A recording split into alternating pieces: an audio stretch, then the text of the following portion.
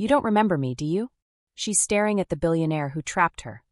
The man who's been obsessing over her heists for 3 years. Except he just showed her his journal. And it says 5 years. Lagos. I met you in Lagos. You smiled at me. Spoke Yoruba. Then robbed the museum I was visiting. She has no memory of Lagos 5 years ago. None. But he remembers everything. Her exact words. What she wore. How she moved. He's been watching her for 5 years. And she doesn't remember the moment his obsession started. What happened in that museum? Why can't she remember meeting him? What else happened in Lagos that she's forgotten? And why is he smiling like he knows something about her past that she doesn't? Then someone breaks into his penthouse. Armed men. Her ex-partner from 3 years ago. The one who tried to kill her in Paris. You owe me, he says, gun aimed at her billionaire's chest. 2 years of partnership. $2 million. And now, I'm collecting. This is the story of a woman caught between 2 obsessions. The billionaire who's been stalking her for 5 years and remembers what she can't. And the ex-partner who wants to own her the way he thinks he's owed. One of them has been preparing a cage for her for 5 years. The other one just came to take her. And somewhere in Lagos, the city she fled from 5 years ago, there's a truth waiting. About that museum. About that night. About why a Korean billionaire looked at a Nigerian art thief and decided, I'm going to spend 5 years learning how to keep her. Welcome to Afro-K Dark Diaries TV. This is The Debt Collector's Obsession Part 2, when obsession becomes possession. What happened in Lagos? Let's find out. Zara stood frozen in Tae-min's walk-in closet, the old leather journal still clutched in her hands, her heart hammering against her ribs. He stood in the doorway. Still, calm, dangerously quiet. The expensive fabric of his suit jacket was perfectly tailored, his tie slightly loosened from a long day. But his eyes, those dark, calculating eyes, held hers with an intensity that made her breath catch. I asked you a question, he said, his voice low and controlled. What were you doing in my closet? Looking for the truth. And did you find it? Zara held up the journal, her hand surprisingly steady despite the adrenaline flooding her system. You said your obsession started 3 years ago in Prague. But this journal says 5 years. Lagos. You wrote about me in Lagos. She moved toward him, anger overriding self-preservation. I grew up in Lagos. Left when I was 23. Haven't been back since. So explain to me how you were obsessing over me there. 5 years ago. When I didn't even know you existed. Tae-min was quiet for a long moment. Then he smiled, small, sad, almost wistful. You really don't remember. Remember what? The museum. He moved into the closet, and she found herself backing up until her spine hit the wall of expensive suits. The National Museum, Lagos. 5 years ago. February. There was a private collection on loan from a New York gallery, including a painting you wanted. A Basquiat. Worth $8 million. Zara's blood went cold. How do you know about that? Because I was there. Visiting Nigeria for a business acquisition. Expanding my art import company into West Africa. My local contact took me to the museum to kill time before a meeting. His eyes held hers. I saw the Basquiat. Stunning piece.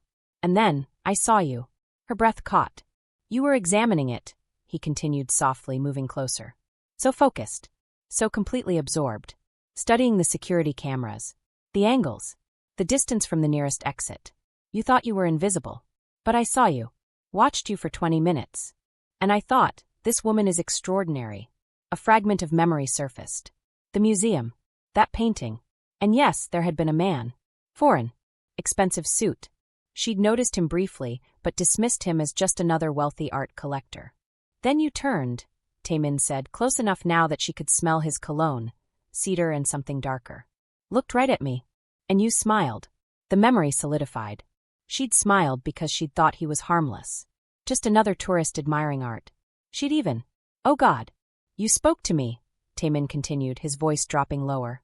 In Yoruba first, testing if I was local. Iyo baden ionayi? Do you enjoy this artwork? I didn't understand, so you switched to English with that perfect British accent you use when performing. Asked if I was enjoying the exhibit. I said yes. Asked your name.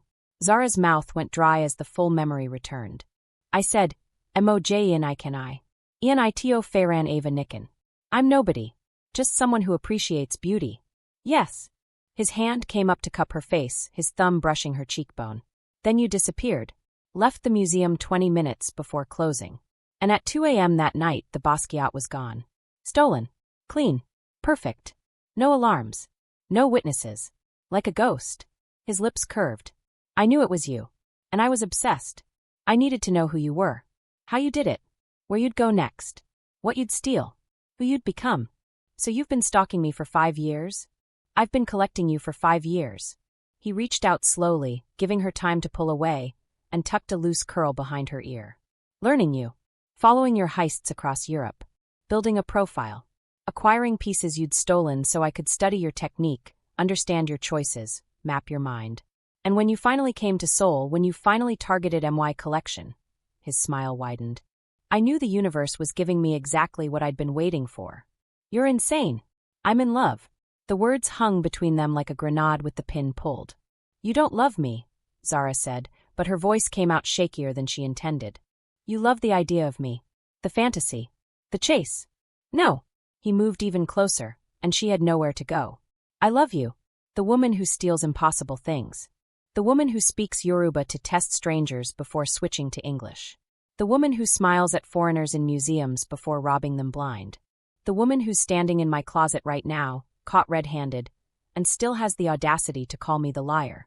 His hand came up to cup her face, and despite everything, despite the insanity of it all, she didn't pull away.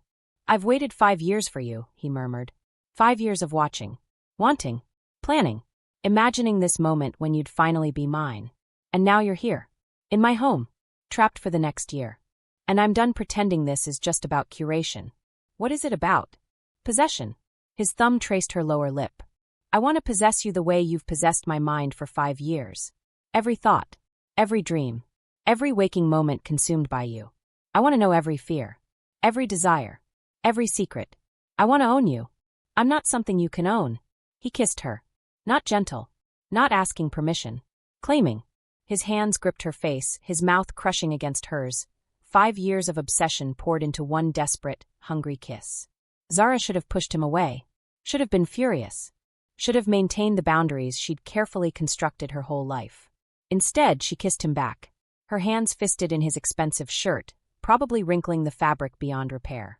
Her body pressed against his, and she could feel every hard line of him, every tense muscle, the rapid beating of his heart that matched her own. 5 years of being watched. Being wanted with that kind of intensity. It did something to her. Made her feel seen in a way she'd never been seen before. His tongue swept into her mouth and she opened for him, tasting desperation and need and years of denied want. Coffee. Mint. Something uniquely him that made her head spin. They stumbled backward until her back hit the closet wall again. His body pinned her there, one hand tangled in her hair, the other sliding down her side, over the curve of her hip, gripping her thigh and lifting her leg around his waist. The new angle brought them even closer, aligning them in a way that made them both gasp. Zara, he breathed against her lips, his voice wrecked. God, I've wanted to do this since Lagos. Since you smiled at me like I was nobody special, and then robbed the museum I was visiting. You're insane, she gasped as his mouth moved to her neck, finding her pulse point and sucking hard enough to mark. Completely. And you made me this way. His teeth grazed the sensitive spot where her neck met her shoulder. 5 years. Do you know what 5 years of obsession does to a man? What it's like to want someone so badly you can't breathe when you think about them. His hand slid higher on her thigh. Under her skirt. His fingers traced the edge of her underwear, and she couldn't stop the sound that escaped her throat. Tell me to stop, he murmured against her skin. Tell me you don't want this. Tell me I'm wrong about the way you look at me when you think I'm not paying attention. I can't. Why not? Because you're not wrong. She pulled his head back up, forcing him to look at her. I do want this. Want you. Even though it's insane. Even though you've been stalking me for 5 years. Even though this is the most fucked up situation I've ever been in. He pulled back just enough to look at her, his eyes dark and hungry and almost desperate. Then let me have you, he said roughly. Here. Now. In this closet where you found my secrets. Let me show you what 5 years of obsession looks like when it's finally unleashed. His phone rang. Loud. Insistent. Shattering the moment like glass. They both groaned in frustration. Ignore it, Zara breathed, her fingers digging into his shoulders. I can't. He pulled the phone from his pocket without stepping back, keeping her trapped against the wall. It's my head of security. He only calls if, he answered in clipped Korean. MWO. What? Zara watched his expression change. Confusion to shock to cold fury. He spoke rapidly in Korean, his free hand still on her thigh, as if he couldn't bear to let her go even now. Mayat Myong? How many? Chongul Gatago at Nao? They have guns. I'm coming down, he said in English, then more Korean she didn't catch. He hung up and looked at her, his jaw tight. What's wrong? Zara asked, already knowing she wouldn't like the answer. Someone broke into the building. 3 men. Armed. They're in the stairwell. Coming up. Her stomach dropped. Coming up to this floor? To your penthouse? Yes. He pulled back reluctantly, and she immediately felt the loss of his body heat. Someone knows you're here. And they're coming to collect you. Tae-min moved with military precision.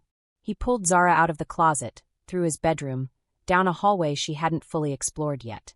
At the end was what looked like a decorative panel, but when he pressed his palm against it, it slid open to reveal a small room.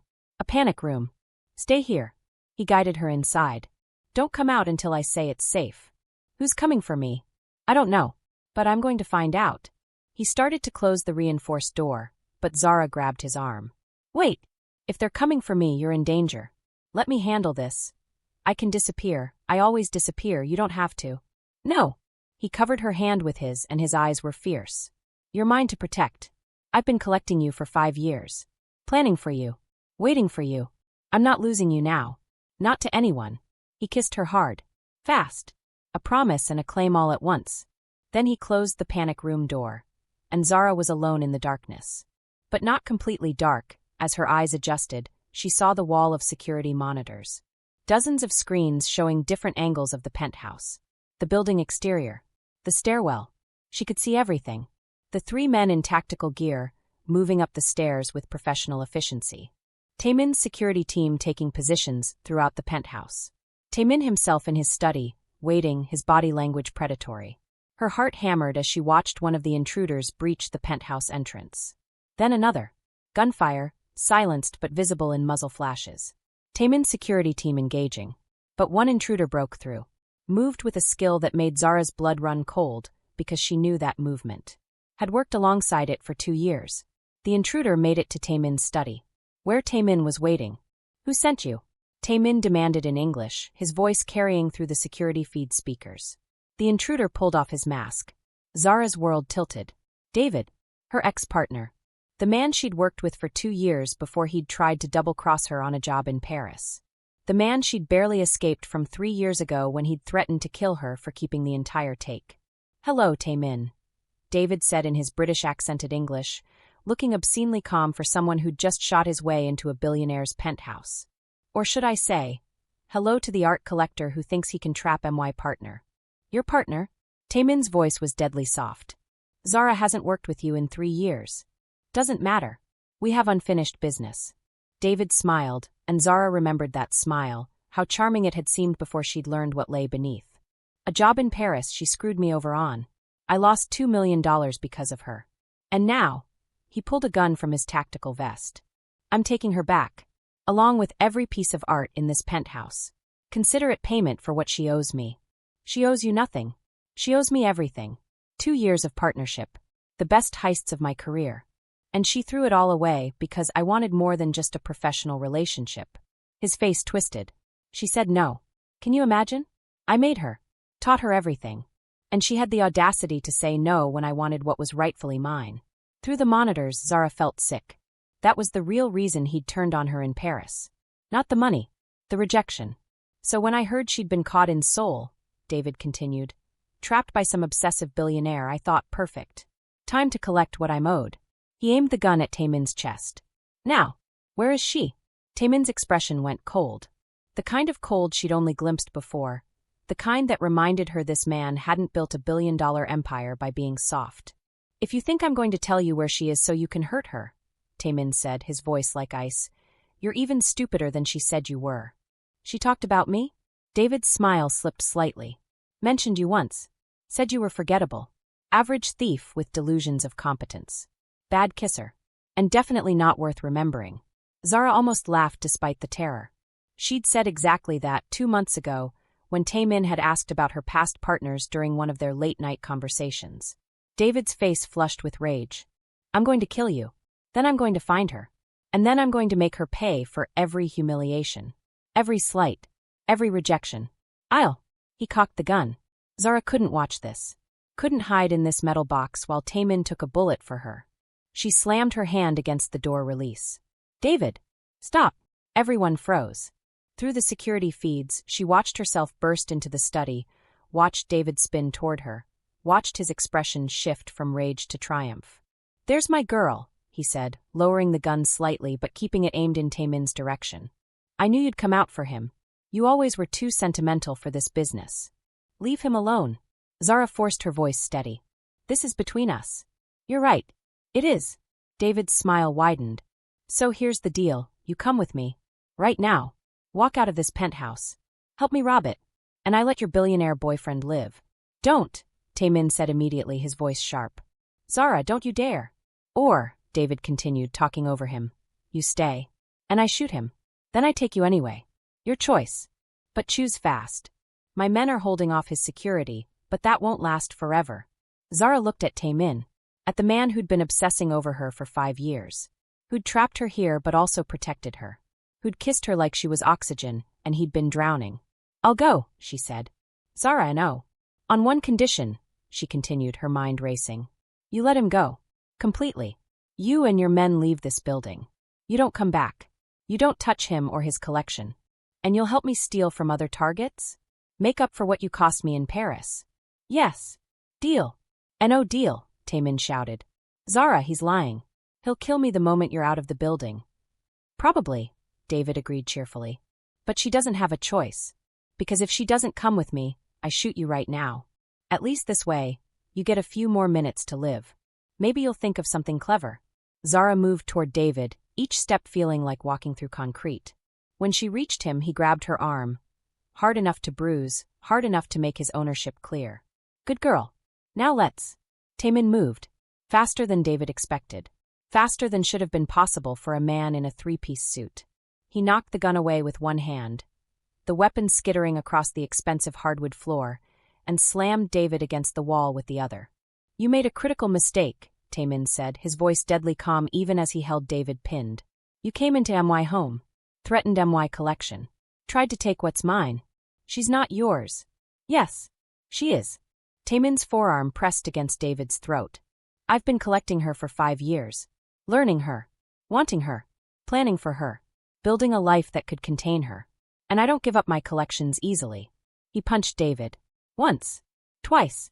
The third punch, delivered with surgical precision to the temple, dropped him to the floor unconscious. Tae-min's security team burst into the study, weapons drawn. Sajangnam. Boss. Secure the intruders, Tae-min ordered in Korean, not even breathing hard. Call the police. And check on the others. I want a full casualty report in 5 minutes. As his team moved to comply, Tae-min turned to Zara. Are you okay? She wanted to laugh. Wanted to cry. Wanted to kiss him and punch him, and demand to know how he'd learned to fight like that. Instead, she said, You could have been killed. I told you. He crossed to her, pulled her into his arms. You're mine to protect. I meant it. 5 years of obsession means 5 years of preparing for every threat. Including ex-partners who don't know when to let go. She buried her face in his chest, breathing in his scent, feeling his heart race beneath her cheek. He held her while she shook, while the adrenaline drained and left her weak. How did he find me? She finally whispered. I don't know. His hand stroked her hair, the gesture surprisingly tender. But I'm going to find out. And when I do, his voice hardened. Whoever gave him your location will regret it. The police came, took statements, arrested David and his team for armed invasion, attempted kidnapping and assault. Tae-min's lawyers handled everything with smooth efficiency. By dawn it was resolved. David was in custody. His team was separated and being interrogated. But Zara couldn't shake the feeling that something was wrong. How did David know I was here? She asked Tae-min as pale morning light filtered through the penthouse windows. They sat in his kitchen, coffee untouched between them. This address isn't public. The building security is paranoid. How did he even know I was in Seoul? I've been wondering the same thing. Tae-min pulled out his tablet, his fingers moving across the screen. So I had my security team trace it. Found something interesting. He showed her the screen. Security footage from 2 weeks ago. Someone entering the building's service entrance. Bypassing multiple checkpoints. Accessing the resident directory system.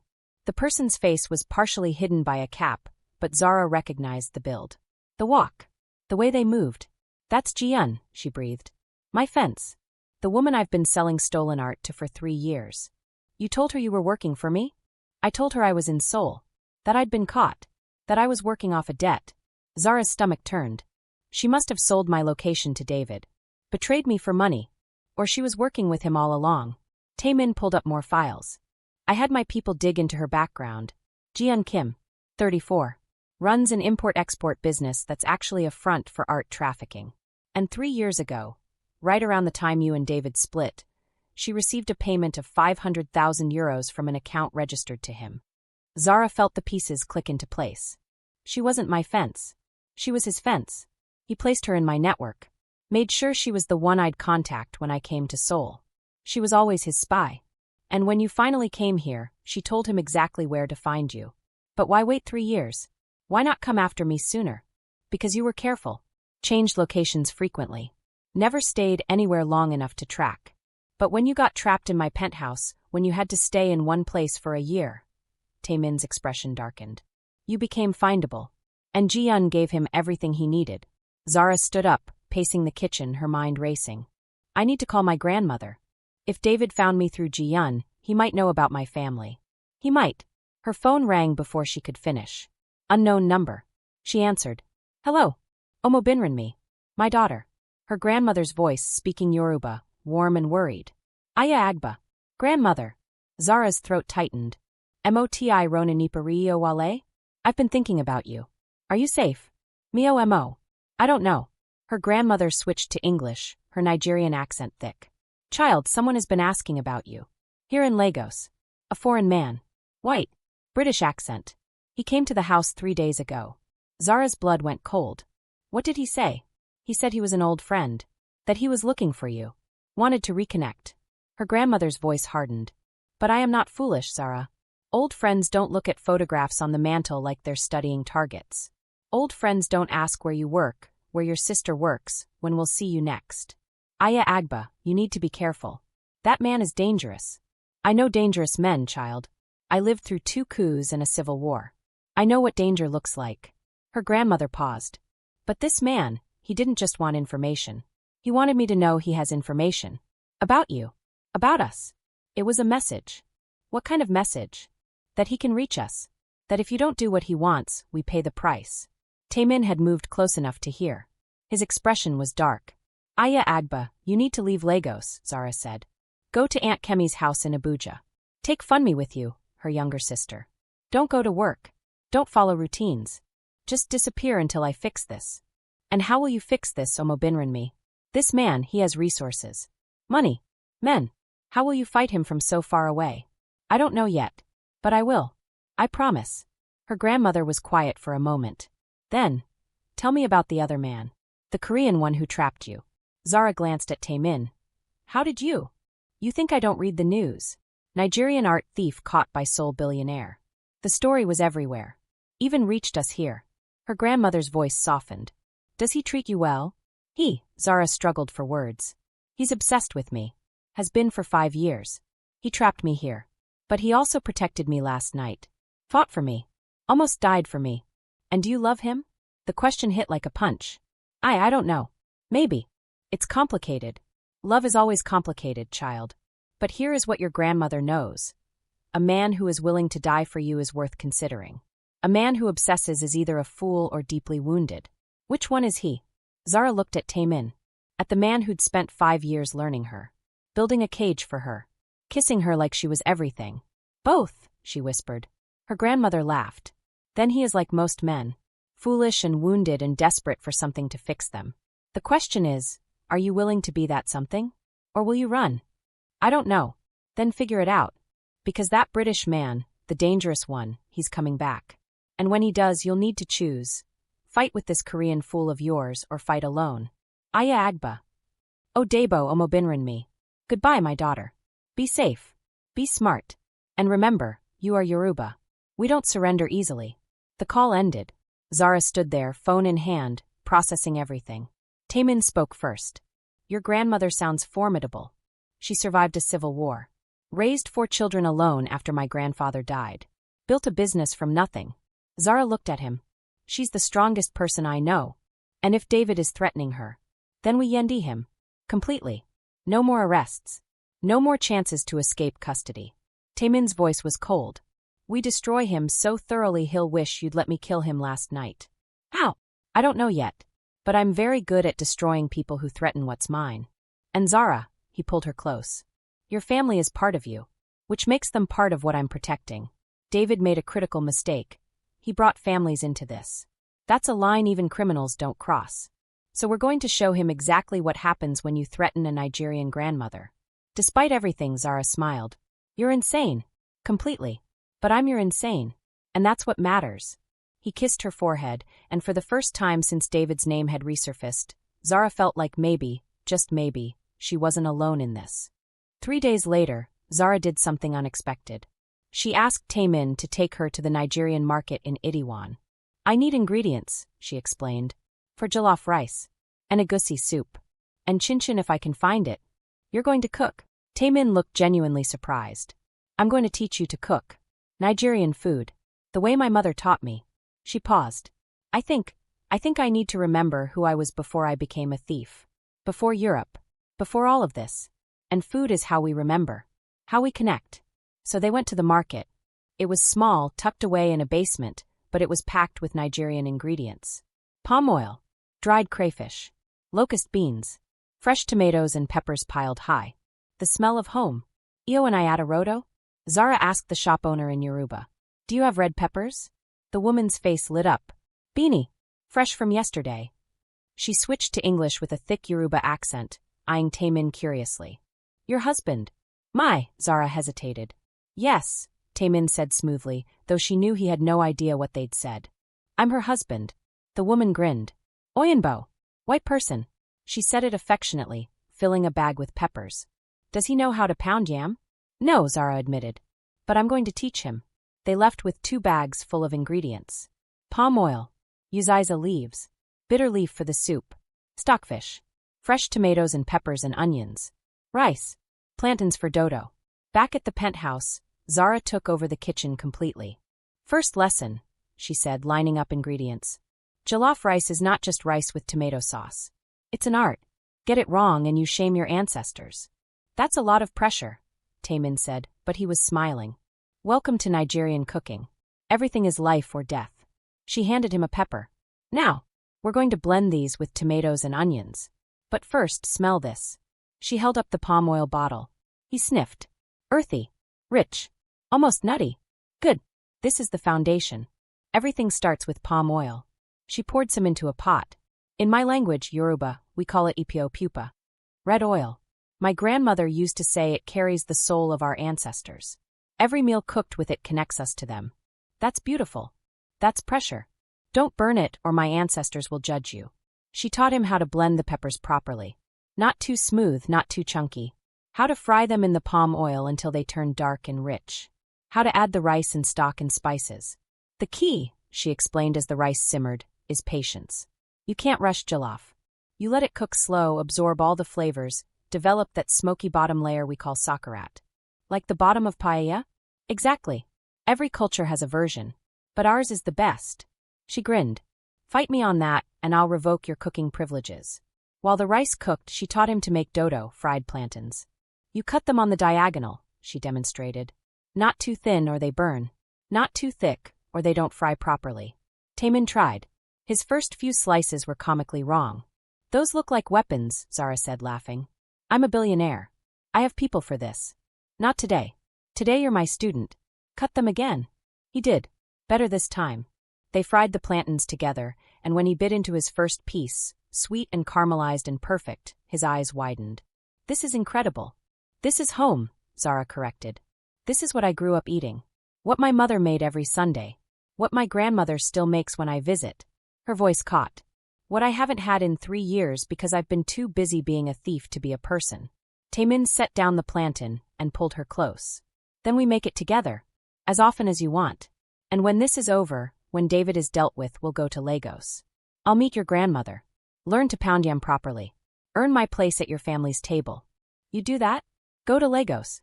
I'd go anywhere for you. Haven't you figured that out yet? He kissed her. Soft. Sweet.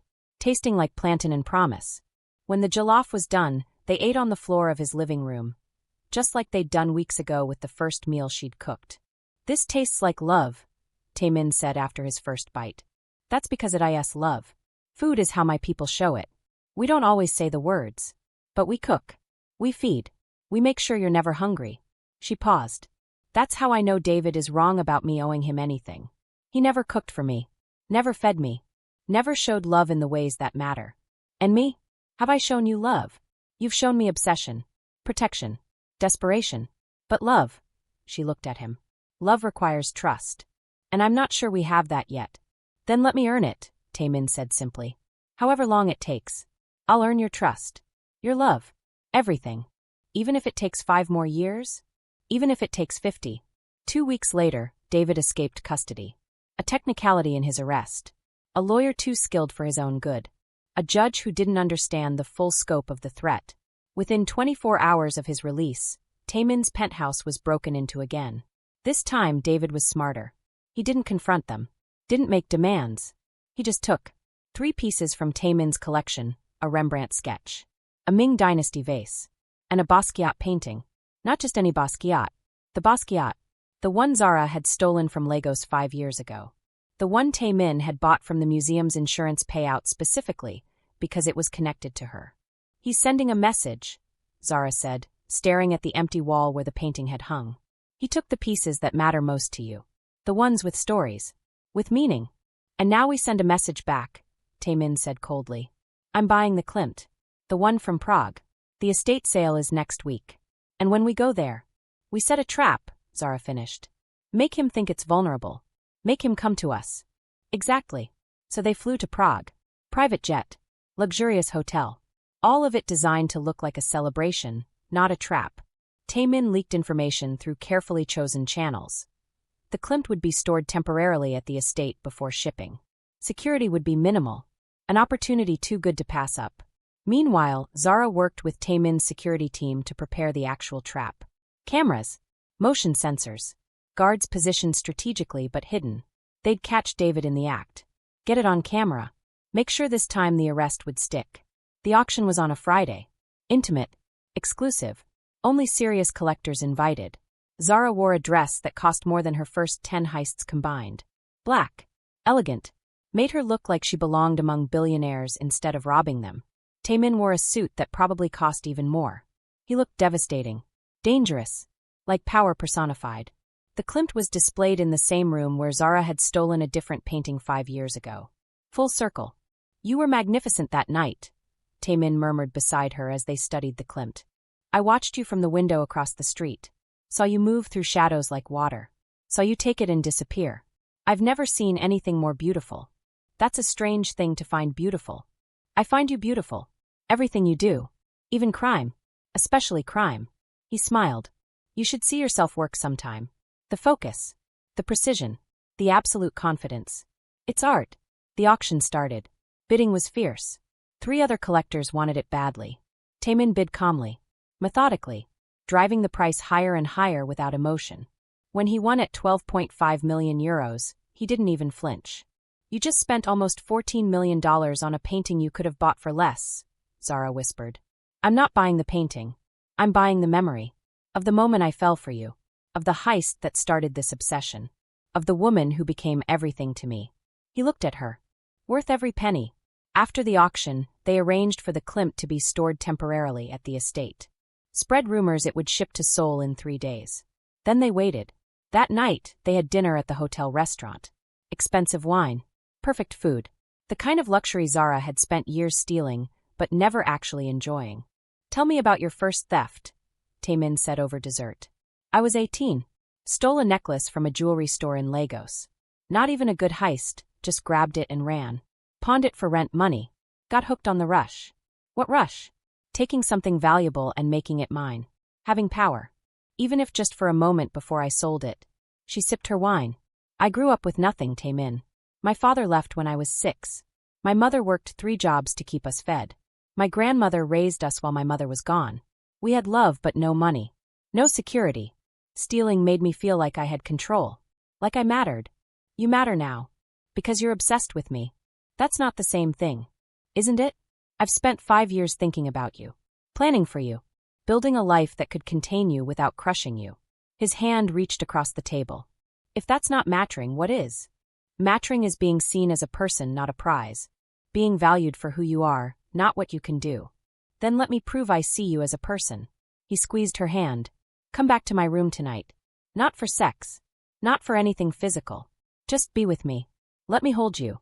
Let me show you what 5 years of obsession looks like when it's given permission to be tender instead of desperate. Zara should say no. Should maintain boundaries. Should remember this was temporary. Okay, she whispered. Tae-min's suite was massive.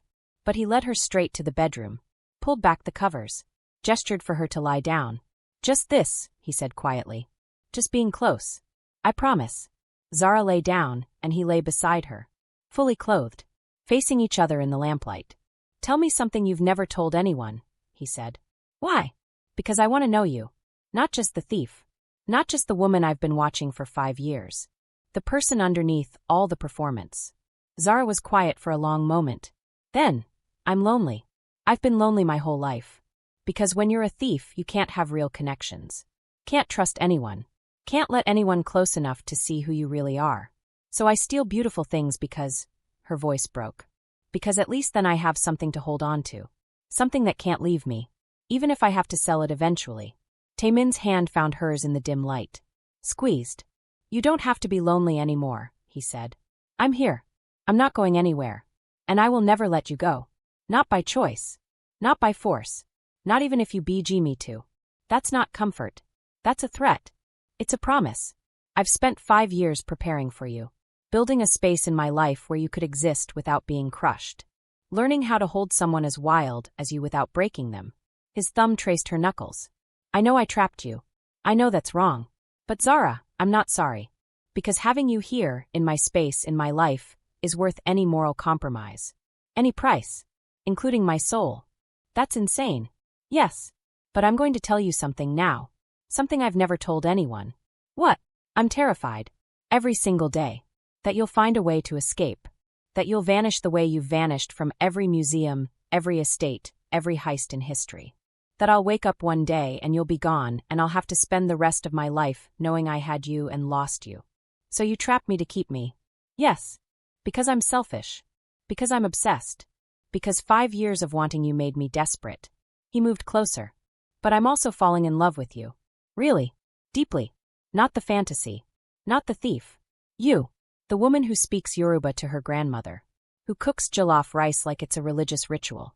Who's lonely but too proud to admit it. Who steals art but really she's stealing belonging. She couldn't speak. And I know you feel something too, he continued. I feel it in the way you kiss me. The way you look at me when you think I'm not watching. The way you're here right now instead of running. I can't run. I have 11 months left on the contract. Fuck the contract. You could run if you really wanted to. You're resourceful enough. Skilled enough. You could disappear and I'd never find you.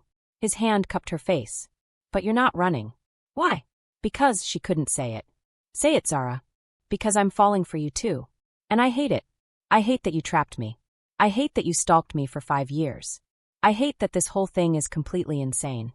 But I'm still falling. And I don't know how to stop. He kissed her then. Soft. Sweet. Different from the desperate kisses before. This one was tender. Reverent. Loving. Then don't stop, he whispered. Fall. I'll catch you. I promise. His hands moved over her body. Not sexual yet. Just touching. Learning. Memorizing through fingertips. Tell me when to stop, he murmured. Don't stop. His hands slid under her shirt. Warm palms against her bare skin. Moving slowly up her ribs. Over her breasts through her bra. She gasped. Still okay, he asked. More than okay. He lifted her shirt over her head carefully. Unhooked her bra with practiced ease. 5 years of imagining this moment making his fingers confident. Let it fall away. You're so beautiful, he breathed, his eyes tracing every curve. I've imagined this moment for 5 years. Hundreds of fantasies. Thousands of dreams. And none of them come close to the reality of you. His mouth found her breast. Sucked gently at first, then harder when she arched into him. Sensitive, he murmured approvingly against her skin. Good. I want to know every place that makes you react. Every touch that makes you gasp. Every. His phone rang. They both groaned. "No," Zara said, her hands gripping his shoulders. "No, not again, I swear to God." But Tae-min was already grabbing his phone, his expression darkening as he looked at the screen. "It's my security team in Seoul," he answered. "This better be life or death." He listened, went pale, then red with fury. "When? How much? Are the alarms?" He closed his eyes. "I'm coming back. Now. Don't touch anything. Preserve the scene." He hung up and looked at Zara. "David didn't come to Prague. He went to Seoul instead. While we're here, he's there. Breaking into the penthouse. Again. What did he take this time? Nothing yet. But he left a message." Tae-min's jaw was tight. "Written on the wall of my bedroom in red paint. The collection continues. Now I'm collecting what you collected. See you soon, Zara." They stared at each other. "He played us," Zara whispered. "Made us think he'd come to Prague for the Klimt. But he wanted us out of Seoul. Wanted the penthouse empty. Which means this isn't about stealing art anymore," Tae-min said grimly. "This is about stealing you." They flew back to Seoul immediately. But on the plane, Zara had a realization. "What if we don't go back to the penthouse?" she said. Tae-min looked at her. "What do you mean?" "David thinks we'll rush home. He's probably watching. Waiting. Maybe he left bugs. Cameras. Ways to track us." Her mind raced. "But what if we set up somewhere else? Make him come to US on our terms." "Where?" "Prague. We go back. Stage the Klimt as bait again. But this time," she smiled coldly, "this time we make sure he can't resist. We leak that I'm angry with you. That we're separating. That I'm planning to steal the Klimt myself as payback for you trapping me." Understanding dawned on Tae-min's face. "He'll think you're vulnerable. Think he can swoop in, rescue you, and get the Klimt." "Exactly. And when he does, we end him. Completely." So they turned the plane around. Back to Prague. Back to the estate where the Klimt was still stored. Tae-min's people leaked information carefully. A fight between them. Zara seen leaving the hotel crying. Rumors she was planning to steal the Klimt and disappear. They made it look chaotic. Desperate. The perfect opportunity for David. And they waited. 2 days later, security cameras caught him. Entering the estate at midnight. Moving through shadows with professional precision. But this time he wasn't alone. Ji-yeon was with him. "They're working together," Zara breathed, watching the monitors. "She wasn't just his spy. She's his partner now." "Then we take them both," Tae-min said coldly. David and Ji-yeon made it to the room where the Klimt was stored. Found Tae-min and Zara waiting. With 8 security guards. All armed. All professional. "Hello, David," Zara said. "Hello, Ji-yeon. Nice of you both to come." David spun around, reaching for a weapon, but the guards were faster. He was surrounded before he could draw. "You set me up," he snarled. "You broke into my home. Threatened my family. Tried to steal from the man she stopped. "The man I care about. This is me collecting what you owe. I don't owe you anything. You owe me 2 years of partnership you destroyed. $2 million you tried to steal in Paris. And now," her voice hardened, "you owe me for threatening my grandmother. For making my mother afraid. For putting my sister in danger." David's face twisted with rage and something else. Desperation. "You think you've won? You think trapping me changes anything? I have people. Resources. I'll get out. I always get out. And when I do—" "No," Tae-min said quietly. "You won't. Because this time we're not calling the police. We're calling Interpol. And we have evidence. 5 years of it. Every heist you've pulled. Every piece you've fenced through Ji-yeon. Every law you've broken across 8 countries." He nodded to one of his guards, who held up a thick file. "You're going to prison, David. Real prison. International charges. No technicalities. No escape. And Zara." Tae-min looked at her. "She's going to watch you go down knowing she won." The security team moved in. Secured both David and Ji-yeon. Took them away. And Zara and Tae-min stood alone in the empty room. "Thank you," she said quietly. "For what?" "For believing me. For fighting for me. She struggled for words. "For seeing me as more than just a prize to be collected. For making me feel like I matter. You do matter. To me. More than any painting. More than any collection. More than anything." He moved toward her. "Zara, I'm going to tear up your contract. Right now. You're free to leave. Free to go anywhere. Free to stop being my curator and start being," he paused. "Whatever you want to be. And if what I want to be is yours." His breath caught. "What?" "You said you wanted to possess me. Own me. Keep me." She moved closer. "What if I want that too? What if 5 years of you obsessing over me, made me obsessed with you. What if I don't want to leave? Zara. Not because of the contract. Not because I'm trapped. Because I choose you. I choose this insane, fucked up, obsessive relationship where you know more about me than I know about myself. Where you've been preparing a place for me for 5 years. Where you look at me like I'm air and you've been drowning. Her voice dropped. I choose US. He pulled her into his arms, kissed her like she was oxygen and salvation, and everything he'd ever wanted. Then you're mine, he breathed against her lips. Completely. Forever. No contract. No obligation. Just choice. Just US. No take-backs, she agreed. Never. They didn't make it back to the hotel. Tae-min pulled her into a private study at the estate. Locked the door. And finally stopped holding back. I've waited 5 years for this, he said, backing her against a desk. 5 years of wanting you. Watching you. Imagining this moment. Every detail. Every touch. Every sound you'd make. His mouth crashed against hers. Desperate. Hungry. Claiming. His hands were everywhere. In her hair. On her waist. Gripping her thighs and lifting her onto the desk. She wrapped her legs around him, gasping as he ground against her. The hard length of him evident even through layers of clothing. Tell me you want this, he demanded, pulling back just enough to look at her. Tell me you want me. Not because you're trapped. Not because you're lonely. Because you want this. I want this. I want you. I've wanted you since Lagos. Since you watched me steal that Basquiat. Since you started collecting me without me knowing. Good. Because I'm not gentle tonight. Tonight I take what I've been obsessing over. Tonight I make you mine in every way that matters. He kissed her again, then pulled back to remove her clothes. Not slowly. Not with the patience he'd shown in the hotel. This was desperation unleashed. Dress over her head. Bra unhooked and tossed aside. Underwear pulled down her legs.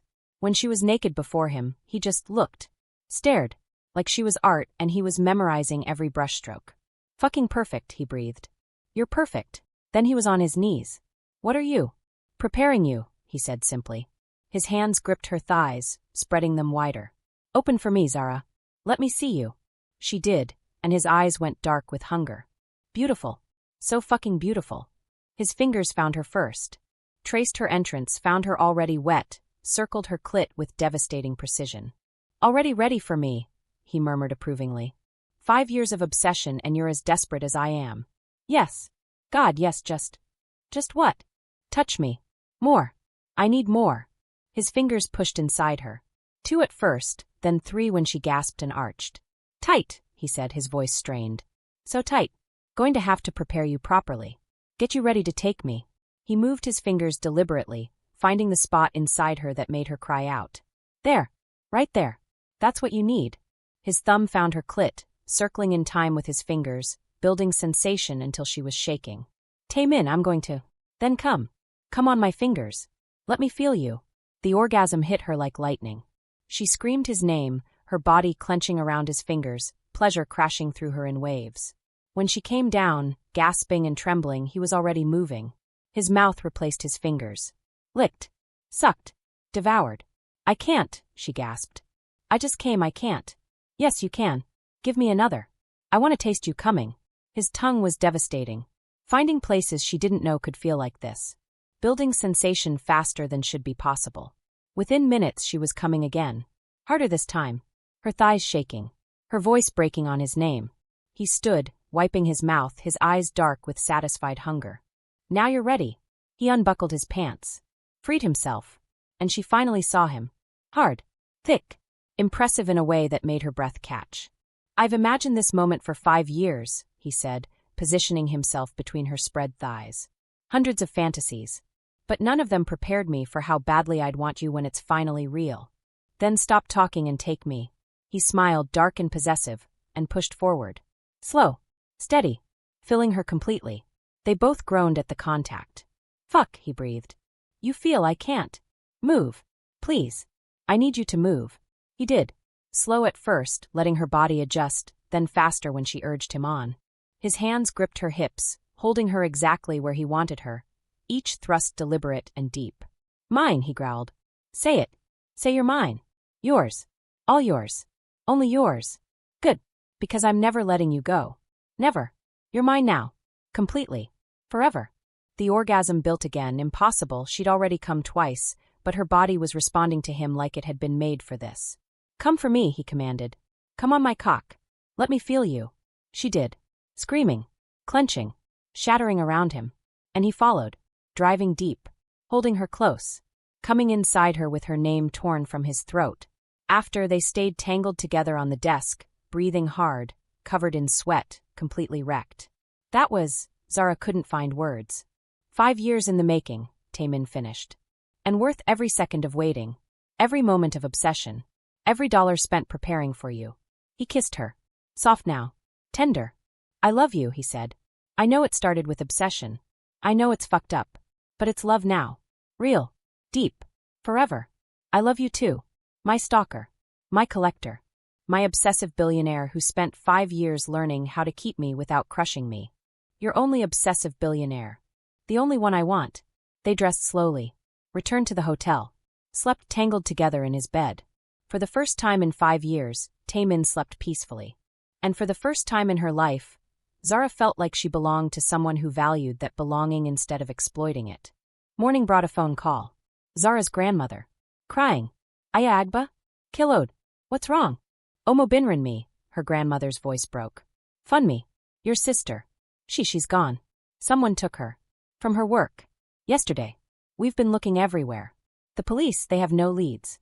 But then," she sobbed. "Then I received a package. This morning." "What package?" "Photos. Of Funmi. Tied up. Scared. And a note. It says," her grandmother's voice shook as she read in English. "Trade the thief for the sister. Come to Lagos alone. 48 hours. Or I kill her." And it's signed with a drawing. A rough sketch. Like the ones you steal. Zara's world tilted. David had escaped again. Or sent someone. Or planned this from the beginning. And now he had her sister. Her phone buzzed with a text from an unknown number. Photos attached. She opened them with shaking hands. Funmi. Her baby sister. 24 years old. Working as a nurse in Lagos. Tied to a chair. Tape over her mouth. Terror in her eyes. Another text. "Everyone you love. Everyone who matters. I know where they are. Your mother is next. Then your grandmother. Trade yourself for them. Come to Lagos alone. 48 hours. Location to follow. Come with your billionaire and they all die. D." Zara stared at her phone, her heart hammering. David had her sister. Could hurt her. Kill her. Kill her family. She looked at Tae-min, who was already reading over her shoulder, his expression going from peaceful to murderous in seconds. "No," he said immediately. "Don't even think it. We find another way. There is no other way. If I don't go, he kills Funmi. Then my mother. Then my grandmother. Then I come with you." He said alone. "If you come, he'll know. He'll kill them anyway. Zara, please don't do this." She kissed him. Fierce. Desperate. Memorizing the taste of him. "I love you. Remember that. No matter what happens. Don't sacrifice yourself. You spent 5 years collecting me. Obsessing over me. Learning every detail of my life. Building a space where I could exist without being crushed." She smiled through tears. "Now let me protect what I love. The way you protected me." "No. We fight together." But she was already moving. Grabbing clothes. Her passport. The small bag she always kept packed for emergencies. "Zara, stop." She turned at the door. Looked at him one last time. The man who'd spent 5 years obsessing over her. Who'd trapped her but also freed her. Who'd made her feel seen and valued and loved. 5 years, she said. "You spent 5 years preparing for me. Trust that I learned from you. Trust that I have a plan. And trust that I'm coming back. How can I trust that when you're walking into a trap? Because I'm your thief. And you taught me that sometimes the best way to escape a trap is to walk right into it. On your terms. With your plan." She walked out. And Tae-min stood in the hotel room, knowing the woman he'd obsessed over for 5 years, the woman he'd finally claimed, was walking into danger. And he couldn't follow. Couldn't protect her. Couldn't do anything except wait. But as he stood there, his mind was already working. Already planning. Because if Zara thought he'd just let her sacrifice herself, she didn't know him as well as she thought. 5 years of obsession didn't end because she asked nicely. It ended when they were both safe. And Tae-min was very good at making sure his collections stayed protected. Even from themselves. Family, breathe right now. Because Zara just walked out to trade herself for her sister's life. David has Funmi. Tied up. Terrorized. In Lagos. And he's threatening the whole family, mother, grandmother, everyone, if Zara doesn't come alone. Tae-min spent 5 years collecting her, obsessing over her, learning her, claiming her, and now she's gone. But here's what David doesn't know. Tae-min doesn't give up his collections. Ever. And a man who spent 5 years preparing to trap the world's greatest thief? He's got resources David can't imagine. Comment save her if you think Tae-min will follow her to Lagos. Comment fight alone if you think Zara can handle this herself. Comment burn Lagos down if you think they're both going to war. Because part 3 is going to be brutal. Lagos. Family drama. A sister held hostage. A grandmother with secrets. A billionaire who doesn't know when to quit. And David, who just made the critical mistake of threatening the family of the woman Kwon Tae-min has been obsessing over for 5 years. This is Afro-K Dark Diaries TV, and that was part 2 of the debt collector's obsession. Part 3. When obsession becomes war is coming. Subscribe if you're screaming. Share if you're still turned on and terrified. Like if you need part 3 right now. Because when a thief and her obsessive billionaire both decide to protect what they love, nobody's safe. Not David. Not his allies. Not even Lagos itself. The collection continues. And this time, it's personal. To be continued in part 3. When obsession becomes war.